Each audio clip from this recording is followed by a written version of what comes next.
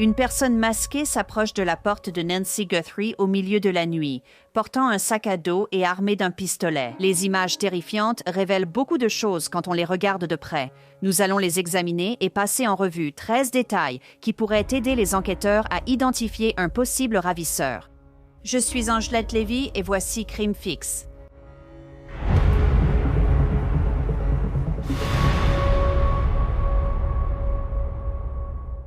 Morgan & Morgan est le plus grand cabinet d'avocats en dommages corporels des États-Unis car il défend ses clients et gagne souvent en justice. Le cabinet compte plus de 1000 avocats qui ont récupéré 25 milliards de dollars pour plus de 500 000 clients au cours des derniers mois. Une cliente en Floride a reçu 12 millions de dollars, bien que l'assurance n'en proposait que 350 000.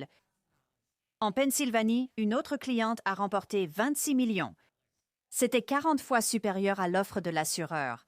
Morgan facilite vraiment la défense de vos droits. Vous pouvez même déposer une réclamation depuis votre téléphone. Donc, si jamais vous êtes blessé, vous pouvez commencer une réclamation sur forthpeople.com/crimefix. Cliquez sur le lien ci-dessous ou scannez ce code QR que vous voyez juste là sur votre écran. Cela fait 11 jours que le pacemaker de Nancy Guthrie s'est détaché de son téléphone à 2h28 du matin. On suppose qu'elle a été enlevée de sa maison à 1 million de dollars pendant son sommeil. Cela est arrivé après qu'une personne masquée ait été vue s'approchant de sa porte avec un sac à dos. Cette personne semblait être armée d'une arme à feu. Nancy est mère et grand-mère. Elle a une famille qui l'aime et à qui elle manque, et elle a besoin de votre aide. Ils ont vraiment besoin de votre aide.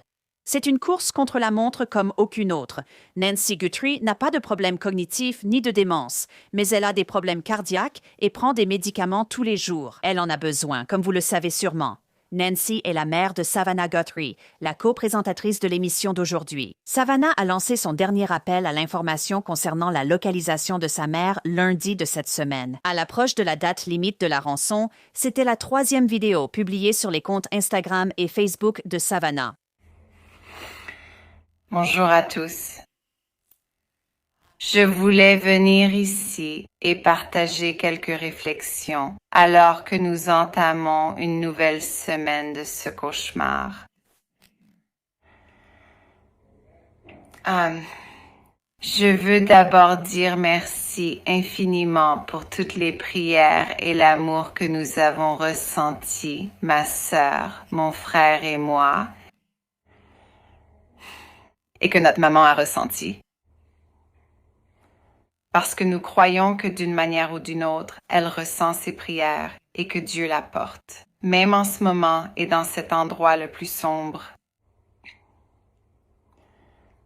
Nous pensons que notre maman est encore là-bas. Nous avons besoin de votre aide. Les forces de l'ordre œuvrent sans relâche, jour et nuit, pour tenter de la ramener chez elle. Elle a été enlevée, on ignore où elle est. Et nous avons besoin de votre aide. Alors je viens ici juste pour vous demander, pas seulement vos prières, mais peu importe où vous êtes, même si vous êtes loin de Tucson. Si vous voyez quelque chose, si vous entendez quelque chose, si quoi que ce soit vous semble étrange, signalez-le aux forces de l'ordre. Nous sommes dans une heure de désespoir et nous avons besoin de votre aide.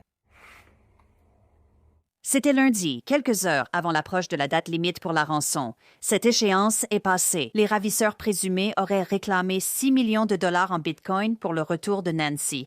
TMZ a reçu un message contenant un lien vers le portefeuille Bitcoin et lundi soir, il n'y avait aucune activité sur ce portefeuille.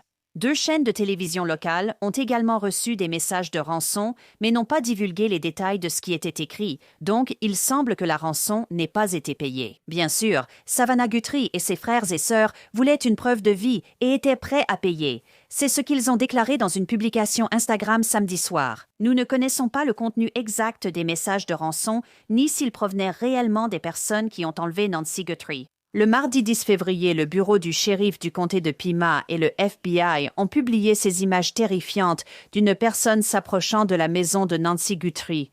Regardez bien pendant que la personne monte sur le porche. la tête baissée. Bien qu'ils portent un masque, c'est comme s'ils savaient qu'il pouvait y avoir une caméra capable de capturer leur visage. Le sac à dos a des bandes réfléchissantes. La personne porte des gants et une veste, ainsi que ce qui semble être un jean bleu. Dans une autre séquence vidéo, la personne s'approche de la porte et touche une arme à feu rangée au centre de sa taille, puis aperçoit la caméra de la sonnette. La main gauche gantée de la personne se dirige vers la caméra, en couvrant une partie, la main serrée en poing. La personne se retourne, courbée, et se dirige vers le jardin, arrachant une partie d'une plante du sol. Avec la plante à la main, la personne revient vers la caméra du nid et la recouvre avec les morceaux feuillus et fleuris de la plante. Nous savons que la caméra a été retirée. Alors est-ce que la personne essaie de l'enlever tout en essayant précipitamment de cacher ce qu'elle fait? Des photos extraites de la vidéo montrent que la personne a une moustache. On peut la voir si l'on regarde attentivement le trou dans le masque, c'est-à-dire au niveau de la bouche.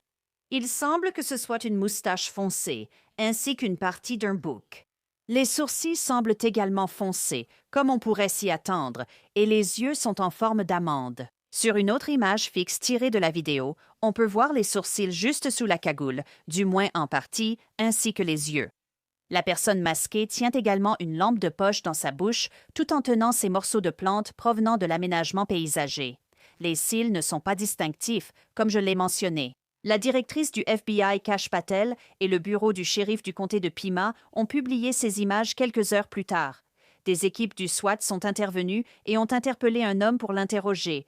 Ils ont fouillé son domicile. Kash Patel est apparue dans l'émission Hannity sur Fox News et elle a expliqué comment, malgré le fait que Nancy Guthrie n'ait pas d'abonnement Nest, ils ont tout de même pu obtenir ces images précieuses. Nous avons mené des perquisitions légales et contacté ces entreprises privées pour accélérer les résultats, accéder à leur système de recherche et extraire du matériel que l'on croirait normalement supprimé et introuvable. Et en gros, sans entrer dans trop de détails, c'est ainsi que le FBI a travaillé avec nos partenaires du secteur privé pour récupérer du matériel que les gens pensaient même ne pas exister. Et Patel a discuté de l'enquête et a répondu à une question de Hannity concernant l'existence de suspects ou de personnes d'intérêt dans cette enquête. Je dirais que nous avons fait des progrès considérables au cours des 36 à 48 dernières heures grâce aux capacités techniques du FBI et à nos partenariats. Je pense en effet que nous examinons des personnes dites d'intérêt.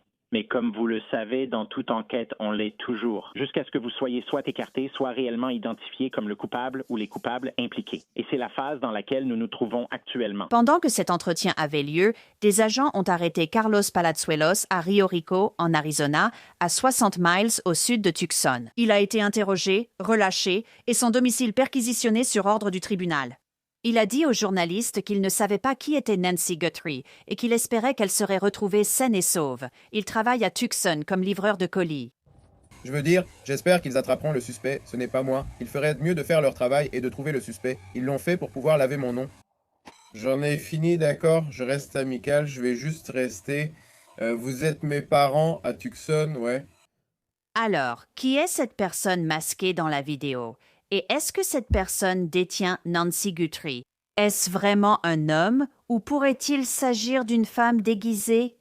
Le FBI offre une récompense de 50 000 $ dans cette affaire. J'aimerais donc inviter Mike Alcazar. C'est un détective à la retraite du NYPD. Il a également été négociateur lors de prises d'otages. Alors, Mike, je suis curieuse de connaître ton avis sur cette vidéo et sur les images extraites de la vidéo qui ont été publiées mardi par le bureau du shérif du comté de Pima et le FBI. On dirait de l'argent liquide, dit Patel. Ils ont obtenu ça et l'ont diffusé aussi vite que possible pour le rendre public.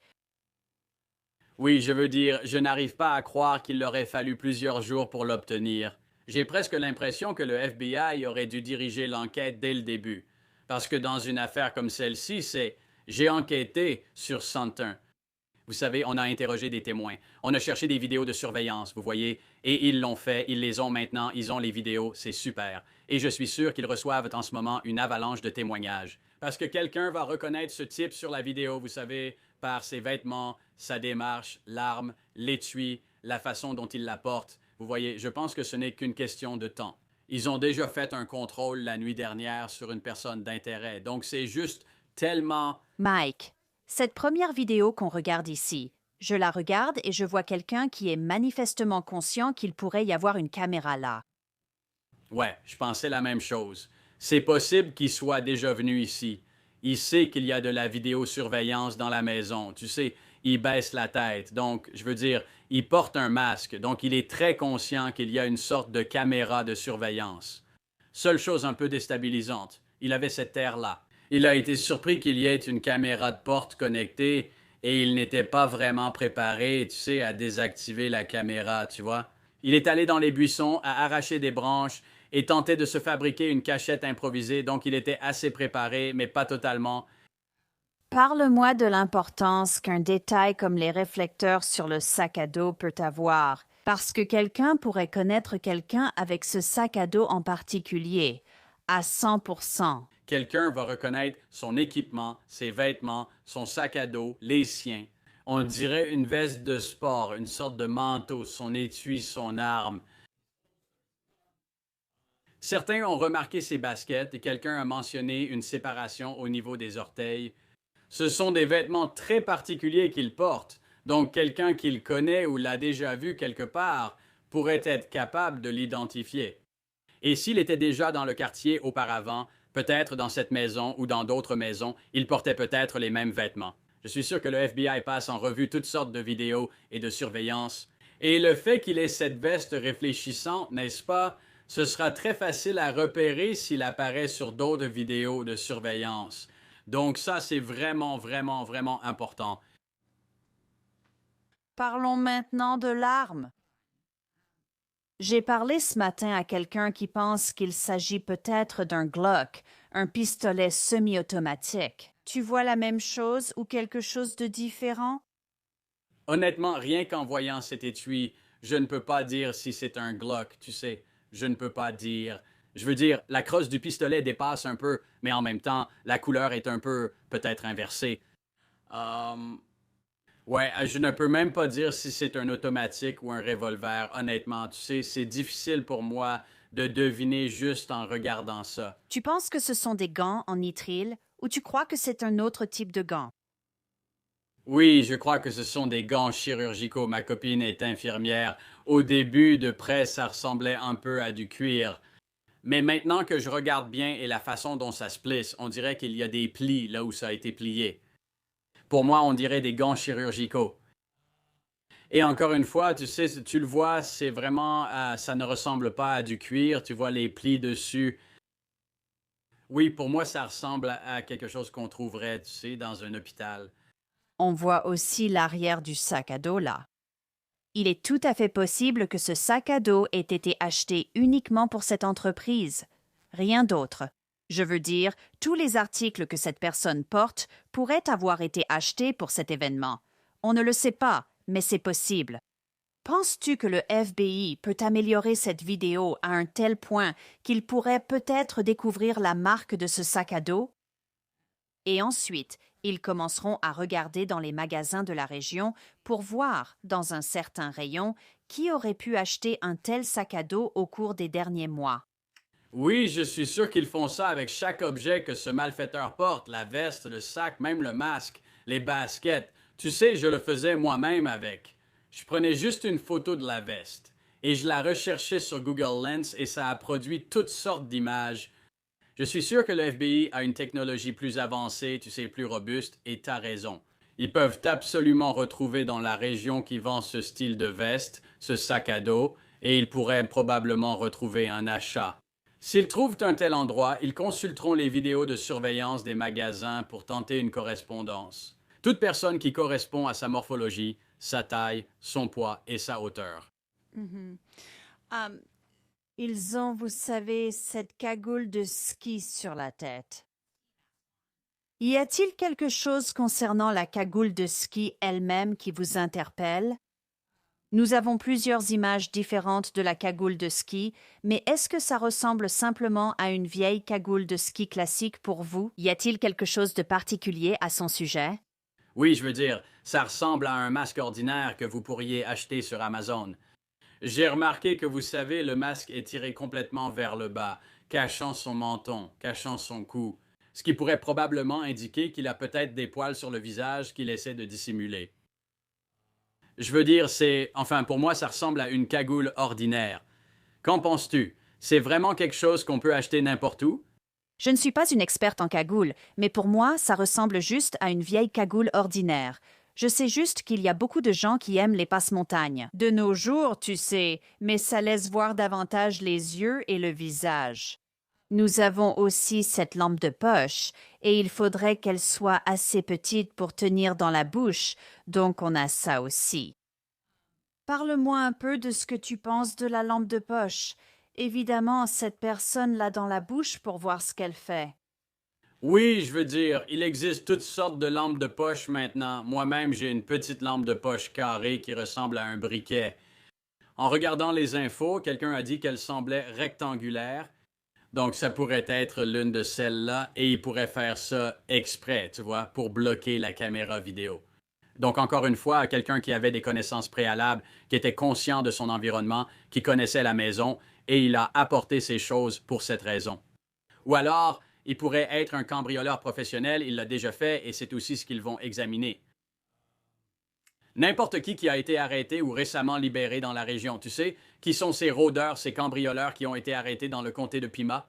Ils consultent cette base de données pour trouver un mode opératoire similaire, quelque chose qui correspond à ce qui se passe ici. Parce que si ce type a fait ça ailleurs et que c'est enregistré dans un rapport de plainte à la police, un bon rapport va tout documenter. Nous avons récupéré ça. Ça, une lampe de poche, tu sais, les gants, tu vois, il devrait y avoir des informations assez solides contenues dans une base de données pour un service de police.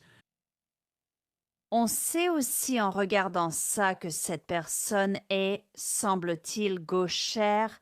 Alors, est-ce que ça nous apprend quelque chose? Encore, s'il a déjà été arrêté, cela pourrait être noté dans le rapport de police. Oui, il semble que sa main gauche soit la dominante, donc c'est très révélateur. Ainsi, si le FBI cherche d'autres images de surveillance, il pourrait rechercher des personnes tenant des objets dans la main gauche. S'il trouve une vidéo de lui achetant quelque chose, tient-il son téléphone dans la main gauche? Ces petits détails nuancés pourraient aider à l'identifier. Je pense que c'est une mine d'informations et nous savons qu'il y a des yeux partout dans le monde en ce moment qui essaient d'aider à identifier ce type. Et cette vidéo circule partout, donc c'est une bonne source d'information. Oui, c'est une bonne information. On voit à nouveau les réflecteurs dans cette vidéo. Évidemment, cette personne porte une veste à fermeture éclair et il semble y avoir une sorte de bande ou de rayure dessus, mais on dirait que ça fait presque partie de la veste. Si vous regardez bien... Oui, j'ai aussi remarqué. C'est clairement la marque d'un style. Personne n'a identifié cette veste. Je suis surpris, je n'ai pas cherché, mais quelqu'un doit déjà savoir laquelle c'est. Mike, un autre détail qui me frappe, sûrement aussi ceux qui regardent, je pense que c'est pareil pour toi. Si tu regardes le trou au niveau de la bouche, on voit des poils du visage, et la pilosité faciale montre une moustache bien marquée. Regarde. On voit aussi une sorte de bouc, une partie d'un bouc, je pense que c'en est un, et puis tu vois les sourcils. Donc, quelqu'un qui connaît cette personne et qui pourrait la soupçonner pourrait se souvenir si cette personne ne s'est pas rasée. Oh là là, je reconnais cette pilosité faciale, je reconnais cette moustache, même si je n'en vois qu'une petite partie. Oui, encore une fois, c'est important si quelqu'un est ami avec ce gars ou est un membre de sa famille ou travaille avec lui, n'est-ce pas? Ils vont le reconnaître. Vous savez, je pourrais mettre un masque et tous mes amis sauraient exactement à quoi je ressemble s'ils me voyaient avec un masque. C'est pareil ici. Je sais que le FBI compte sur le public pour identifier et je suis sûr que des appels arrivent déjà. Oui, c'est un indice important. Est-ce que le FBI pourrait faire quelque chose comme un scan de la rétine, un scan de l'iris, ce genre de choses pour essayer d'identifier cette personne? Est-ce que c'est possible ou est-ce que c'est juste trop high-tech? Je pense que rien n'est impossible, vous savez, je n'exclurais rien. Ils ont une très bonne technologie de reconnaissance faciale qui peut vraiment cibler les yeux, puis ils peuvent la comparer à n'importe qui dans leur base de données qui a la même forme d'yeux. Ils peuvent aussi utiliser des vidéos de surveillance pour extraire des images, non?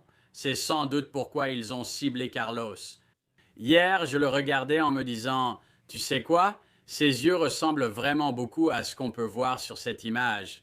Donc, je suis sûr qu'ils utilisent cette méthode. C'est comme ça qu'ils ont ciblé Carlos. Et qu'en est-il de la taille de cette personne, la taille de l'individu? Tu penses qu'ils peuvent avoir une estimation approximative en fonction de l'endroit où cette personne se tient?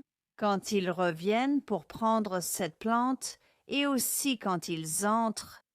Oui, c'est assez simple. Ils reviennent sur place, mettent quelques personnes de taille similaire, marchant pareil et obtiennent sa taille.